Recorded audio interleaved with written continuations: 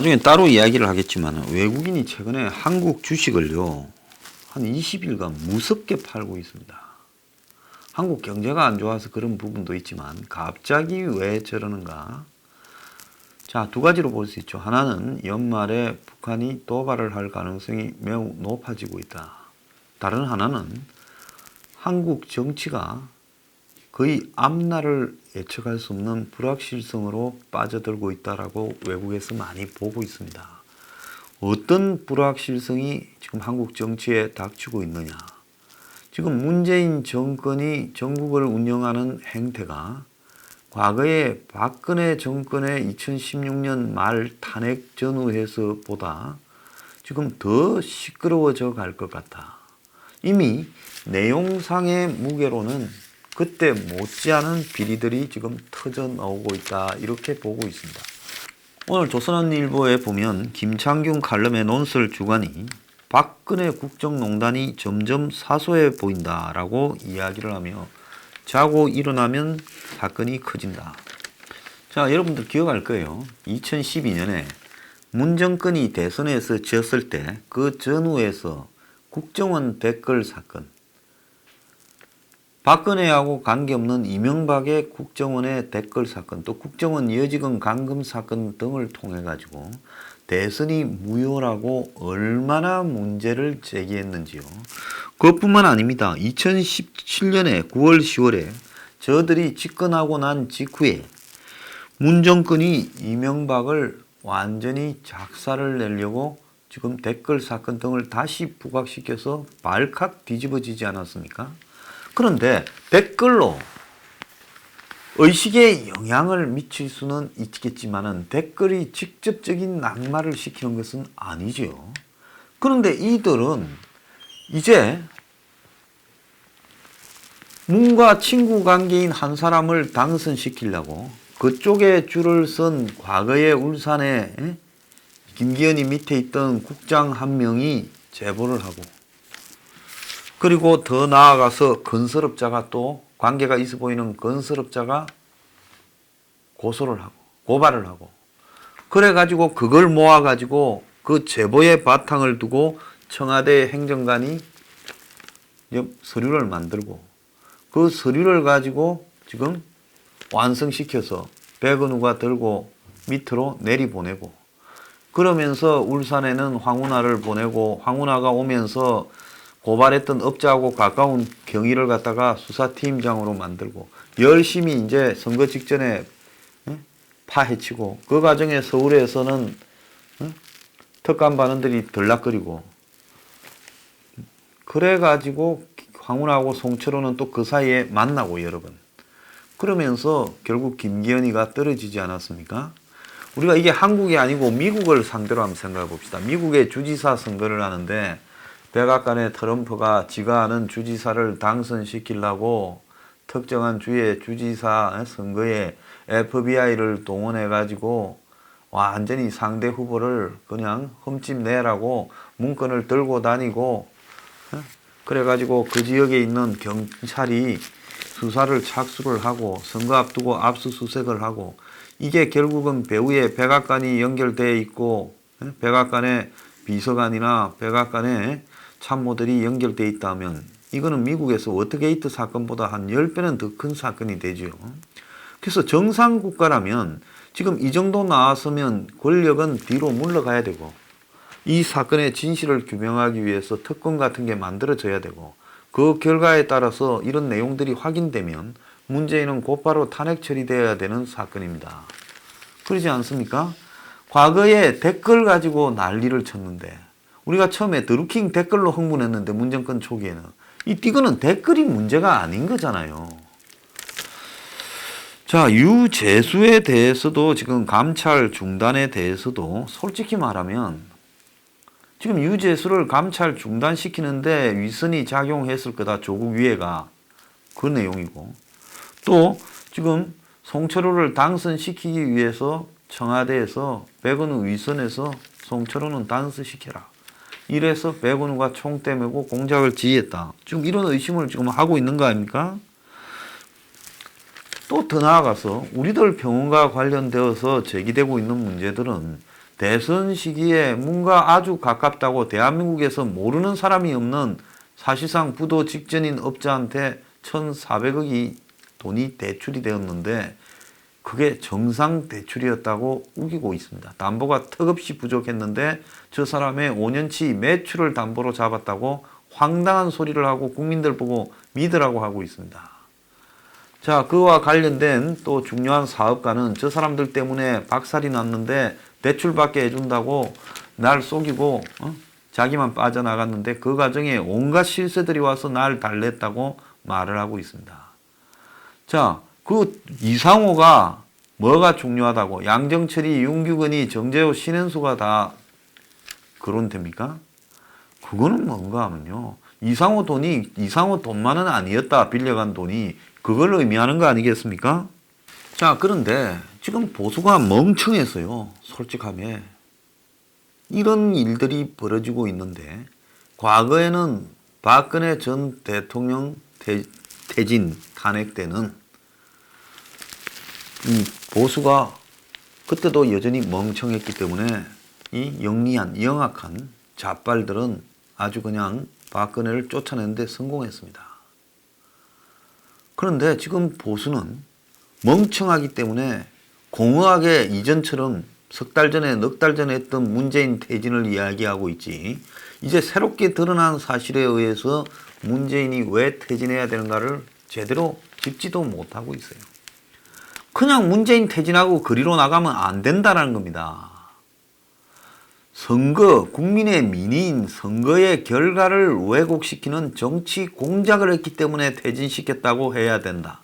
정치 공작을 했기 때문에 퇴진되어야 된다라고 말을 해야 되거나, 아니면 그야말로 이 정권이 거대한 비리가 있어가지고 그래서 그 비리를 수행해주는 공무원을 끝까지 입막음을 하려고 쫓아내지 않고 오히려 승진시켜서 보호해왔다. 그 비리 실체를 규명하라. 이렇게 지금 우리가 이야기를 해야 되고, 우리들 병원 같은 경우에는 돈 1,400억이 대선 시기에 나갔는데 이건 더 심각한 문제가 있어요. 정치가 프로레슬링이었다라는 것을 의미하는 겁니다. 왜? 프로레슬링은 짜고 치는 거 아니에요. 저희들이 어릴 때 처음에 밤에 그때 프로레슬링 방송을 중계를 많이 했습니다. 김일이 뭐 청규덕이 이런 사람 넣으면요, 이 안산홍 가는 사람도 있었던 것 같고, 그 얼마나 재밌는지 진짜 시골에 텔레비 있는 집에 다 모여가지고 둘러앉아 봤습니다. 그런데 어느 날 이거 다 짜고 한 거다고 프로 레슬링 선수 한 명이 까발려 버렸죠. 사기다. 그 뒤부터 그냥 프로 레슬링은 보는 사람이 없어졌습니다. 그러니까 지금 정치가, 여야가 진짜 치열하게 싸우는 줄 알았는데 우리들 병원에 1,400억이 이명박 정권 하에서 강만수 실세에 의해 문재인의 오른팔한테 나갔다. 이동거리가 말 안 하는 부분이 있지요.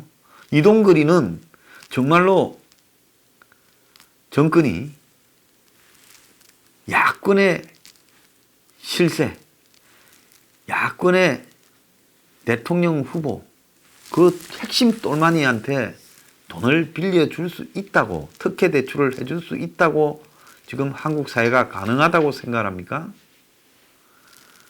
웃기는 이야기지요. 100% 이상호가 아닌 보통 사람이었더라도 대출이 어려웠을 건데, 이상호라는 사람이 돈을 빌려달라고 회생 신청까지 했던 사람이 나왔다면 산업은행이 빌려주겠습니까? 산업은행은요, 다른 은행들보다 더 까다로워요. 결국은 이상호기 때문에 빌려줬다는 겁니다. 그럼 이상호기 때문에 빌려줬다면, 정적이었기 때문에 빌려줬다라는 것은 대선 시기에 정적에게 돈을 1,400억을 빌려줬다면 그거는 대선에서 손을 잡자라는 의미, 이거하고도 연결될 수 있는 정치 공작의 의미가 있는 겁니다.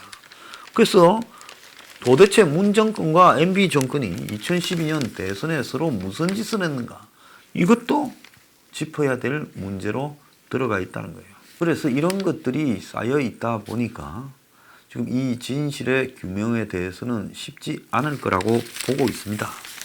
청와대가 작성했던 김기현 첩보의 첫 제보자는 송철호의 최측근인, 그러니까 송병기 현 울산 부시장으로 지금 밝혀지고 있어요. 그래서 이 송병기라는 사람은 결국은 김기현이 밑에서 교통국장인가까지 해먹다가 송철호한테로 갈아탄 거죠. 정권이 이제 바뀌니까요. 그래서 송철호 캠프 활동을 했고 송철호가 당선되니까 부시장이 되어버렸습니다.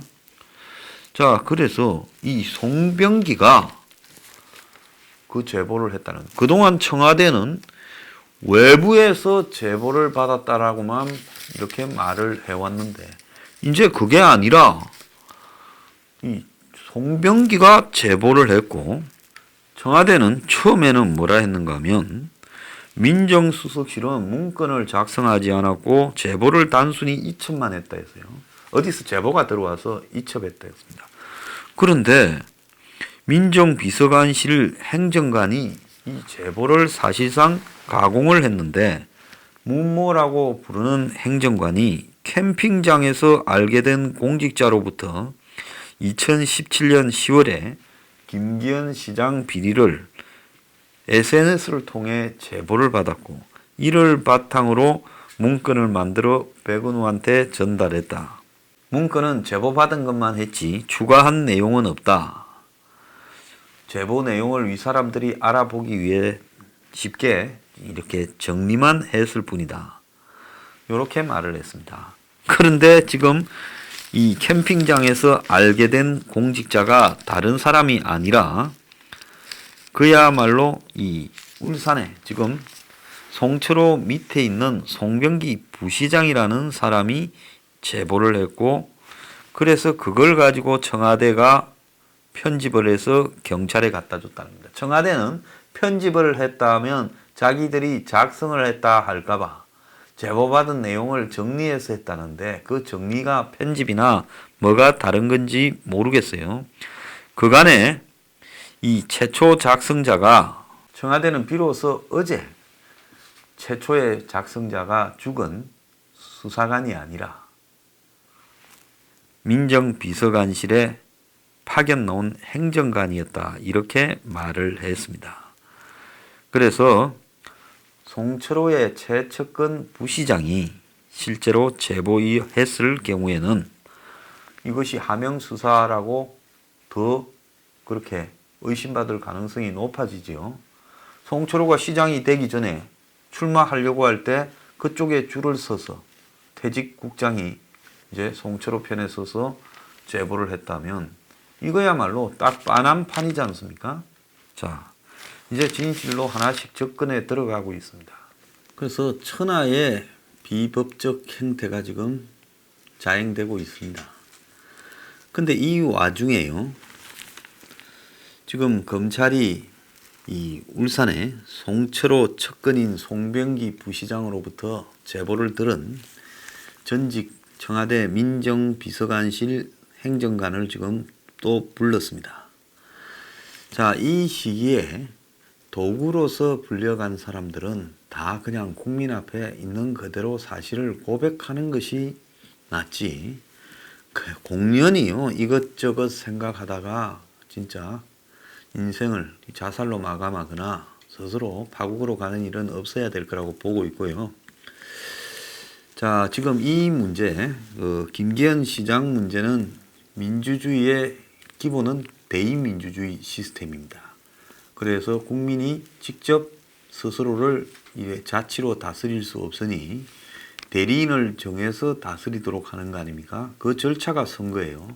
근데 이 선거를 무너뜨리고 공작하고 왜곡하는 행위는 이거야말로 이건 뭐 천번 만번의 탄핵에 관련되는 행위고요. 그래서 청와대에서 이걸 주도했다고 하면 무는 이제는 이 문제에 있어서만큼은 그냥 책임지고 물러나는 것이 저는 맞다고 생각을 합니다. 물론 안 하겠지요. 이제 국민의 거센 저항이 일어날 수밖에 없는 일들이 발생을 하고 있다, 이렇게 봐야 됩니다.